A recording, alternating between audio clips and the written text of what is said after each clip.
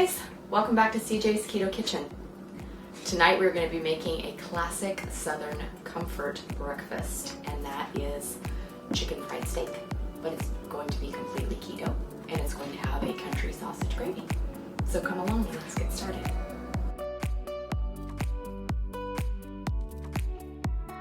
So chicken fried steak has no chicken in it.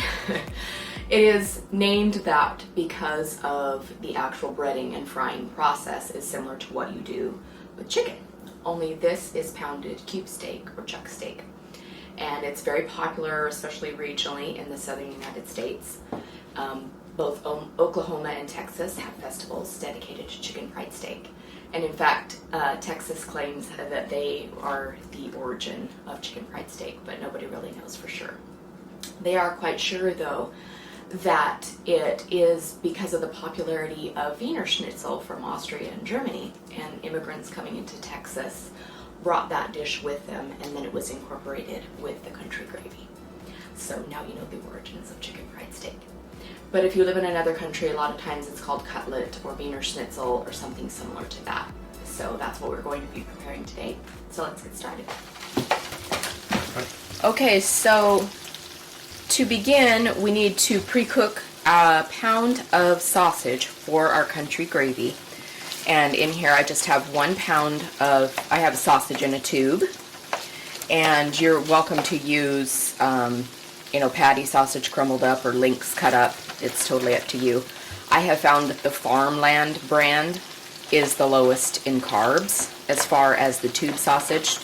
Johnsonville links, just the original ones, are also very low. So depends on what you prefer to work with. If you don't want to do sausage, you'd rather do bacon, that's totally great too.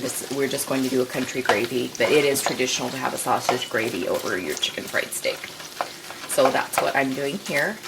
And for our breading step, we are going to be using pork rinds and Parmesan cheese to make our breading. Of course, traditionally, chicken fried steak would be made with a flour type breading, and that's not very ketogenic. So we're going to be using crushed pork rinds and Parmesan cheese. You need about 1.5 cups of pork rinds. If you have larger cube steak, you might need a little bit more, so it all depends on the size of your cube steak. So I'm going to whirl these up in my food processor, and then I will add the Parmesan cheese, and we're also going to add some seasonings to make these really flavorful.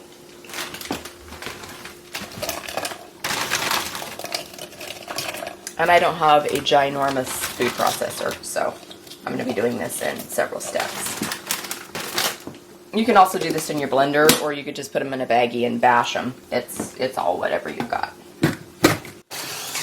You just need them to be fine to resemble breadcrumbs.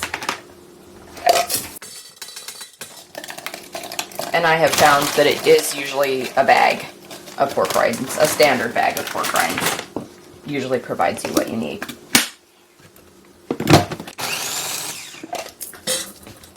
It's also important to note that pork rinds that are flavored can sometimes have MSG in them, and MSG really messes with your glucose. So it's best if you just use a plain product unless it's seasoned without using MSG.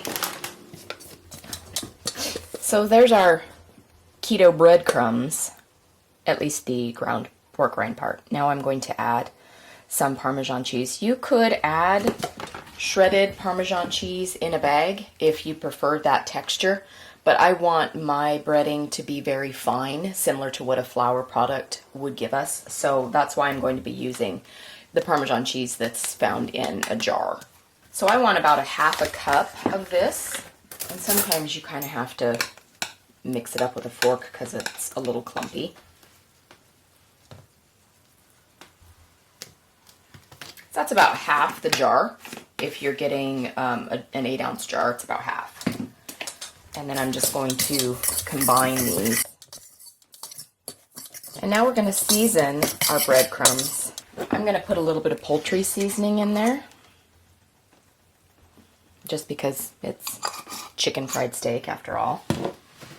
I'm also going to put a dash of cayenne. If you don't like it spicy, you can absolutely omit this, but CJ and I like it spicy. I'm also going to put garlic powder in. And I'm going to put onion powder in. Sometimes recipes for chicken fried steak and the gravy that goes with it call for an onion, and onion can be quite carby. So I am leaving out the actual onion and just putting some onion flavor in with onion powder. Now, if you would like to have a little bit of crushed red pepper in there, that's another step that's totally optional. I do like mine a little bit spicy, but on second thought, I do think I'm going to put this in my gravy instead of in my breadcrumbs. So we have our breadcrumbs ready to go, and I'm actually going to dump these out onto a plate for the breading of our chicken fried steak, just to make a nice flat surface for dipping. Okay, so I have 1 pound of cube steak here. You can generally find it in the grocery store. I found mine at Albertsons, so sometimes if you have like a store that has been around for a long time, cube steak is kind of an old-fashioned thing. So sometimes it's easier to find it at a store like that.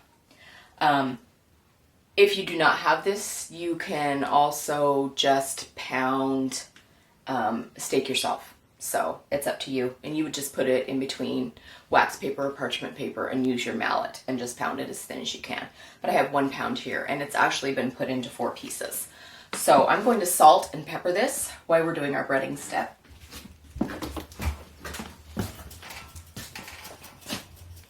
Because we want this to have nice flavor underneath our breading.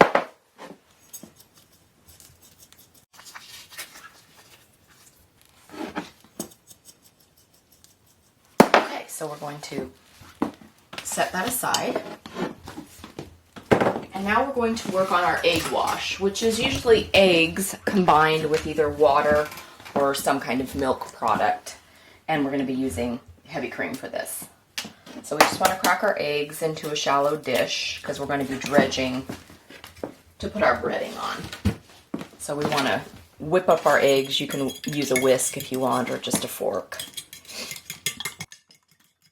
So I'm going to heat up my skillet that I prepared the sausage in. So it's already got a layer of oil here from the sausage. So I'm going to get that warming to medium-high heat. And I'm going to be using a screen because I want to fry our country fried steak.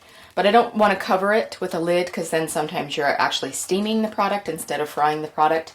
But using a screen like this, you're able to still have the air escaping, but grease isn't quite as splattering as it would if you didn't have anything on there. Okay, so now we're going to add about 1/4 cup of heavy cream. You could use half and half if you wanted. You don't have to use heavy cream, but that's what I'm going to be using. And it's basically just to make our egg wash to dredge our cube steak in our breadcrumbs. Rings off. I don't need cube steak in my engagement ring. Okay, so just take your cube steak and you want to put it in your egg wash, both sides. And then we're going to put it in our breadcrumbs, both sides. And you can actually tap a little on there to make sure that you've got plenty.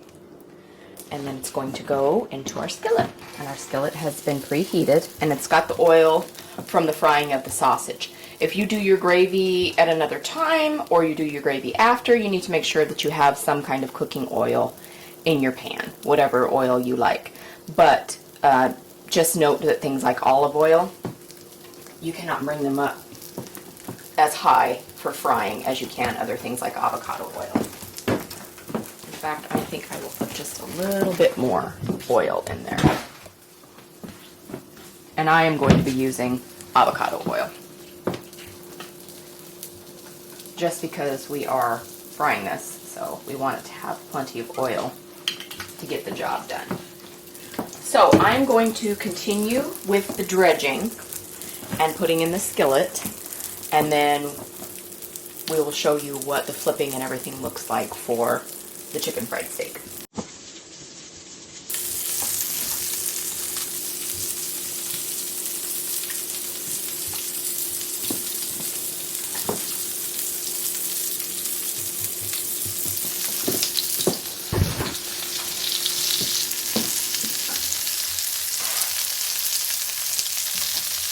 it takes about 3 to 5 minutes on each side, and then we're going to flip over, and you can see they're nice and beautifully brown, which is what we want.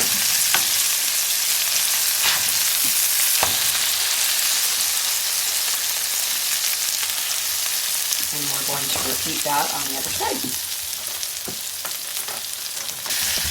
So I'm going to take out the smaller of the steaks because he's done, and I'm putting them aside on a plate.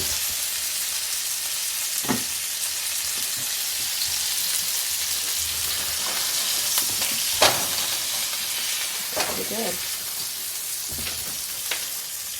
I'll let this big guy cook just a little bit longer. So I am reserving them to the plate so that I can make our country gravy. I'm going to be using the same skillet. Okay, so I put my sausage back in the skillet that we used to do our chicken fried steak. And I'm just bringing that back up to temperature. I'm going to season my sausage a little bit before we do the next step, so I'm putting just a little bit of salt. I'm also going to be putting a little bit of ground sage on. If you want to do extra poultry seasoning, you don't have to do this step, but I definitely like a little extra sage with my sausage. And I'm also going to put in the crushed red pepper that I was going to put into the gravy, but I'm just going to put a tiny bit in here, just for a tiny bit of zing. And you can absolutely omit that step if you're not spicy like I am. Okay, so our next step is we're going to be adding about 1/4 teaspoon to 1/2 teaspoon of xanthan gum. And most places have a gluten-free aisle, or an aisle where they're putting artificial sweeteners and stuff like that. So it's fairly easy to find xanthan gum now just on the shelf in the grocery store. And they usually come in little envelopes like this. And I'm just going to sprinkle this evenly over my sausage. And we're going to just stir that in.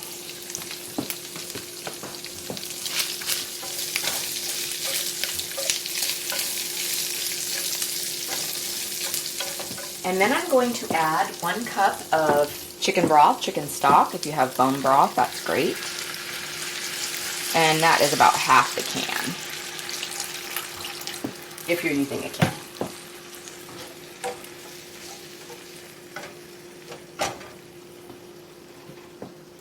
Just a bit more.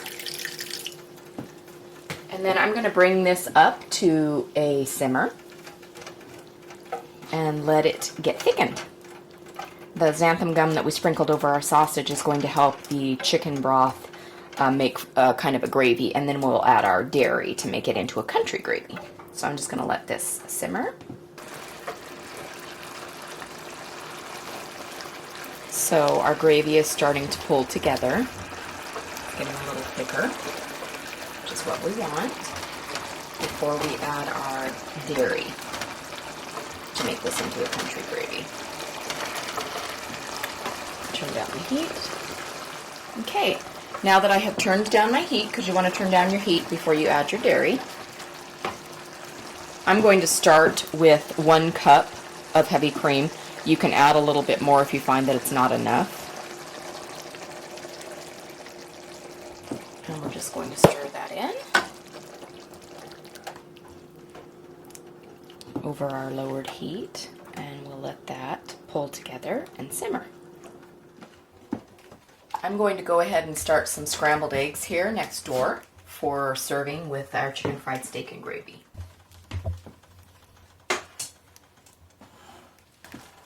And our gravy's getting nicely thickened. It looks really yummy. I'm going to add some black pepper to this. And I'm just going to keep it on low so it stays how we want it while we're waiting for our eggs to cook.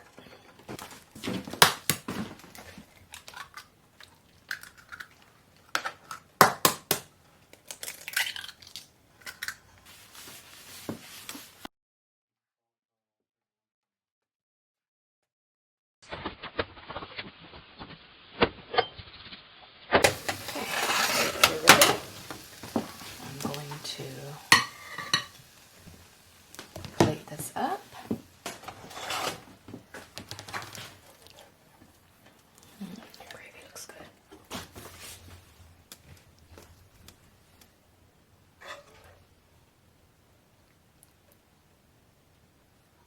Now CJ is going to eat this delicious breakfast for dinner.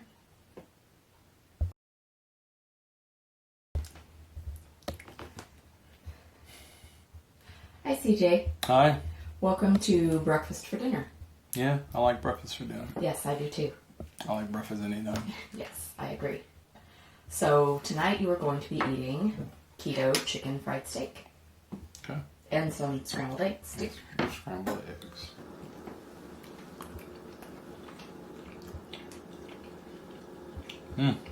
That's really good. Wow. I wouldn't know that this was anything. Not breaded and coated in flour and all I wouldn't kinds of notice other it. I wouldn't know that this wasn't just chicken fried steak. If I went to a restaurant and they were serving it like this. So, good. I think people will like it. Good job, baby. It's nice to have breakfast options. Yeah. Yes, it is. It's nice to have breakfast options. Good job. Bye-bye. Thanks for joining us tonight, you guys. We hope that you enjoy this stick-to-your-ribs food, but it is all completely keto. So we hope that you enjoy it as much as we are going to. We hope that you will consider subscribing and sticking around for more delicious ketogenic recipes.